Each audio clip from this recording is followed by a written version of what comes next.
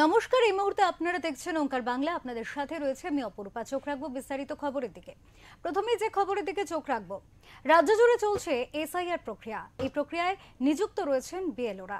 রাজ্যের বিভিন্ন জেলা থেকে একাধিকবার ক্ষোভ এবং বিক্ষোভের সরব হয়েছেন বিএলওদের একাংশ। অনেকে অসুস্থ হয়ে পড়েছেন। এবারে সেই ছবি দেখা গেল উত্তর দিনাজপুরের রায়গঞ্জ ব্লকে।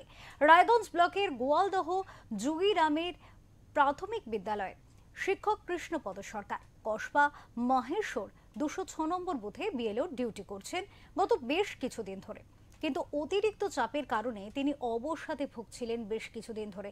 আর এরই মাঝে অসুস্থ হয়ে হাসপাতালে ভর্তি হলেন কৃষ্ণপদবাবু। হাসপাতালের সংবাদ মাধ্যমের মুখোমুখি হয়ে তার বক্তব্য, অতিরিক্ত চাপ আর সহ্য করতে পারছেন না তিনি সুগার, প্রেশার এবং হার্টের রোগী। অতিরিক্ত চাপের কারণে দিন কয়েক ধরেই অবসাদে ভুগছিলেন।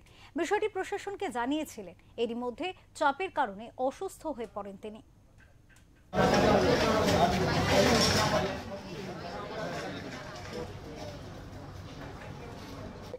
এই বিএলও ডিউটি আমি আর সহ্য করতে পারছি না। চাপ আমার ভালো লাগে না। আমি বেনি লোড নিতে পারছি না। আমার কখন যে কি হয়ে যায়। আমার দীর্ঘদিনের সুগারের জন্য আবার হাই প্রেশার, হার্টের ওষুধ তুলছে, নানান রকম কারণে আমি লোড নিতে পারছি না। আমার সবসময় চাপ আমার এই কাজ আমি করতে হবে না। আমার এই কাজ ভালো লাগে না। আমি কয়েকদিন থেকে আমি টেনশনে ভুগতে অসুস্থ হয়ে পড়ছি। এই বিষয়টা প্রশাসনকে জানিয়েছিলেন, মানে নির্বাচন কমিশনকে জানিয়েছিলেন? আমি এর আগে একদিন বিডিও অফিসে ছিলাম যে স্যার আপনি তো লোড নিতে পারছেন, ইয়ারে স্যারকে বলছে আমি তো লোড নিতে পারছি না। আমার তো এই কাজ আমার দ্বারা সম্ভব না। এত বড় দায়িত্ব পালন করতে পারবো না। এই কাজ আমার দায়িত্ব পালন করা সম্ভব না। এই কাজ আমার। কৃষ্ণপদবাবুর স্ত্রী তাপসী সরকার তিনি জানিয়েছেন, কিছুদিন থেকে কাজের অতিরিক্ত চাপ চলছিল। রোজ দিন রাত কাজের পর গভীর রাত পর্যন্ত কাজ করতে হচ্ছিল। অবশেষে বুধবার তিনি গুরুতর অসুস্থ হয়ে পড়েন।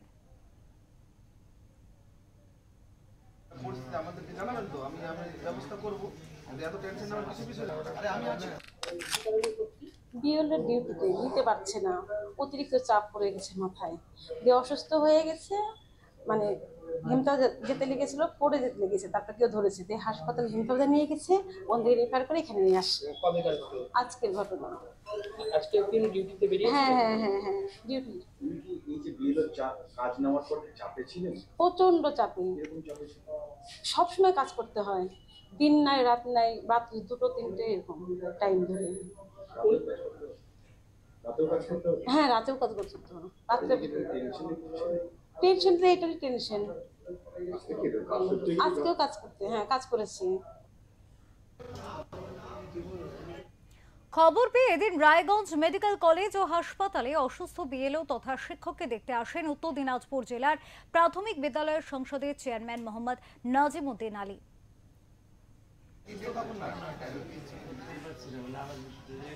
ঠিক আছে, অন্যজন আমরা পরিস্থিতি আমাদেরকে জানাবেন তো, আমি ব্যবস্থা করব। এত টেনশন নেওয়ার কিছু বিষয় না। আমার কাছে 10-15 মিনিট আগে খবর এসেছিল যে এরকম আমাদের এক মাস্টার মশাই হসপিটালে ব্রেন স্ট্রোক করে ভর্তি হয়ে আছে। আমি সঙ্গে সঙ্গে আসলাম হসপিটালে। দেখছি উনি বিএলও ডিউটি করতে ছিলেন আমাদের রায়গঞ্জ ব্লকের মধ্যে কসবা মহাশয়। তো সেখানে উনি বিএলও ডিউটির চাপ না সামলাতে পারে একটা নিজে খুব টেনশন এবং আতঙ্কিত হয়ে আছেন।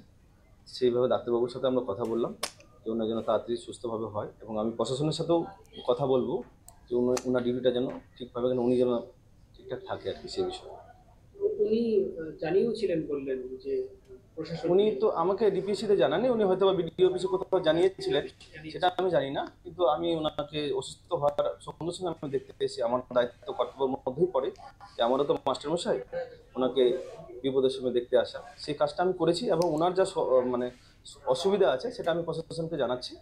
মানে যদি কোনো সহযোগিতা করতে পারে অবশ্যই আমরা করব।